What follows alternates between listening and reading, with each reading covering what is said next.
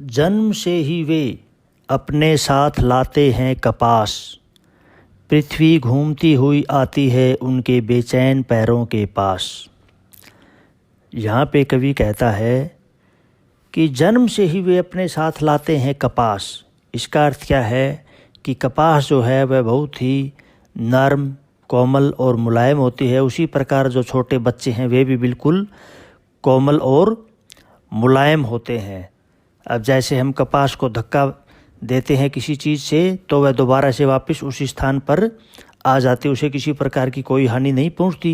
उसी प्रकार जो बच्चे हैं छोटे, वह भी कपास की तरह बिल्कुल कोमल और मुलायम हैं। उनके जो पाँव के तलवे हैं कपास की तरह बिल्कुल कोमल और मुलायम हैं। पृथ्वी घूमती हुई आती है उनके बेचैन पैरों के पास, जब वे दौड़ते हैं बेशुद्ध, छतों को भी नरम बनाते हुए। कवि कहता है कि बच्चे जब बिना किसी होशो हवास के कठोर छतों के ऊपर दौड़ते हैं तो ऐसा लगता है कि उन्होंने उन कठोर छतों को भी नरम बना दिया है और पृथ्वी घूम घूम कर उनके बेचैन पैरों के पास आ रही है, अर्थात वे इधर से उधर दौड़ते रहते हैं। दिशाओं को मृदंग की तरह बजाते हुए, जब वे पेंग भरते हुए चलते हैं, डाल की तरह लचीले वेग से अक्सर।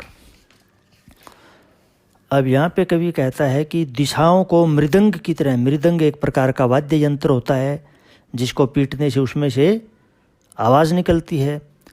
तो यहाँ पे कवि कहता है कि जब बच्चे छतों पर दौड़ते हैं तो ऐसा लगता है मानो वह चारों दिशाओं को मृदंग की तरह बजा रहे हो।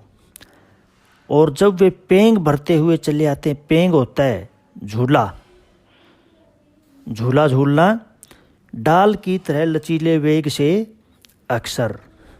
जिस प्रकार हम पेड़ की डाल को अपने हाथ से पकड़कर खींचकर उसको छोड़ देते हैं तो वह वापस उसी स्थान पर चली जाती है। तो यहाँ पे कवि क्या कह रहा है कि जो बच्चे हैं वो भी झूले के समान और उस लचीली डाल के समान है, जो कभी इधर आ रहे हैं और कभी उधर जा रहे हैं।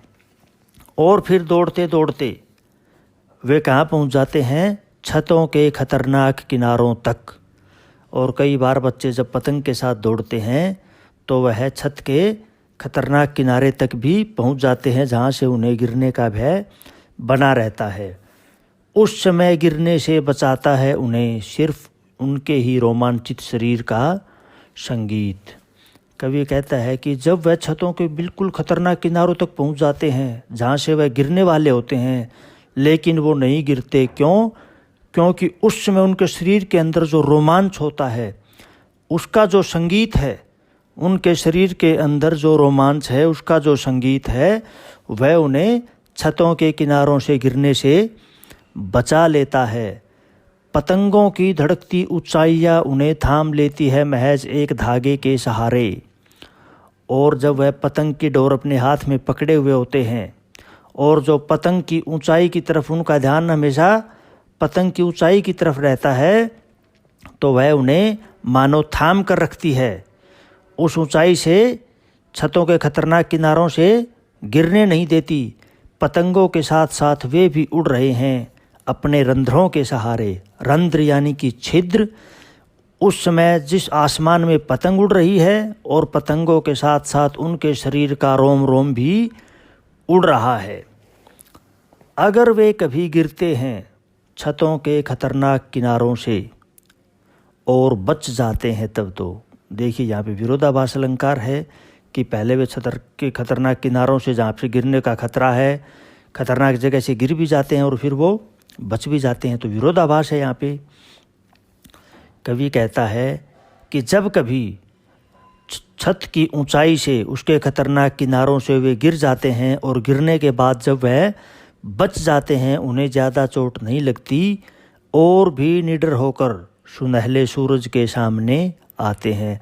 तब तो वह पहले से भी ज़्यादा साहसी हो जाते हैं और आसमान में चमकते हुए सूरज के सामने आकर खड़े हो जाते हैं। पृथ्वी और भी तेज घूमती हुई आती है उनके बेचैन पैरों के पास। ऐसा लगता है कि फिर वह और भी तेज़ गति से इधर उधर दौड़ने लगते हैं और उनके पैरों में जो बेचैनी है, जो वह इधर उधर भाग रहे हैं, ऐसा लगता है मानो पृथ्वी भी तेज़ गति से घूमती हुई उनके पैरों के पास आ रही है।